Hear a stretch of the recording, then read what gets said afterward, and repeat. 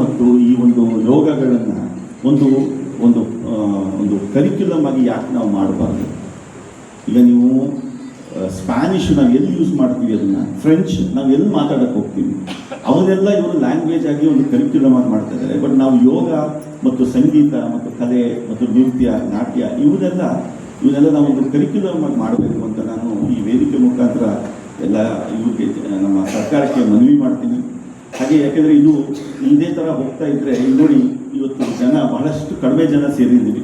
ಇಂಥ ಒಂದು ಅದ್ಭುತ ಕಾರ್ಯಕ್ರಮಕ್ಕೆ ಬಹಳ ಪ್ರೋತ್ಸಾಹ, ಯಾಕೆಂದರೆ ಹಾಡೋರಿಗೆ ಪ್ರೋತ್ಸಾಹ ಇರೋದೇ ಜನಗಳಿಂದ. ಅವ್ರ ಜನಗಳು ಹೆಚ್ಚಿನ ಮಟ್ಟದಲ್ಲಿ ಸೇರಿ ಇಂಥ ಒಂದು ಕಾರ್ಯಕ್ರಮವನ್ನು ಯಶಸ್ವಿಗೊಳಿಸಬೇಕು.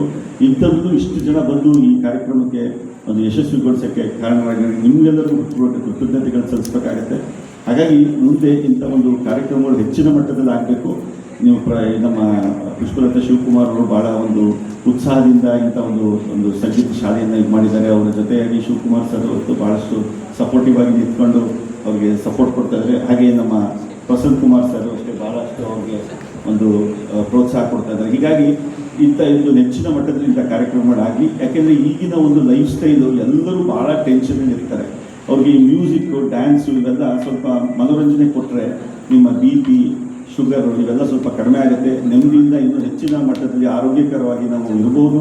ಹಾಗಾಗಿ ಇಂಥ ಒಂದು ಕಲೆಗೆ ಪ್ರೋತ್ಸಾಹ ಹೆಚ್ಚಿನ ಮಟ್ಟದಲ್ಲಿ ಸಿಗಬೇಕು ಅಂತ ಹೇಳ್ತಾ ತಮ್ಮೆಲ್ಲರಿಗೂ ಕೃತಜ್ಞತೆಗಳು. ನಾನು ಇಲ್ಲಿ ಕರೆದ ನನ್ನ ಮುಖ್ಯ ಅತಿಥಿಗಾಗಿ ಕರೆದಿದ್ದಕ್ಕೆ ನಮ್ಮ ನಾಟ್ಯ ಸ್ವರಾಂಜಲಿ ಸಂಗೀತ ಶಾಲೆಗೆ ನನ್ನ ಕೃತಜ್ಞತೆಗಳು ಸಲ್ಲಿಸ್ತಾ ನಾನೊಂದು 2 ಮಾತು ಮುಗಿಸ್ತೀನಿ.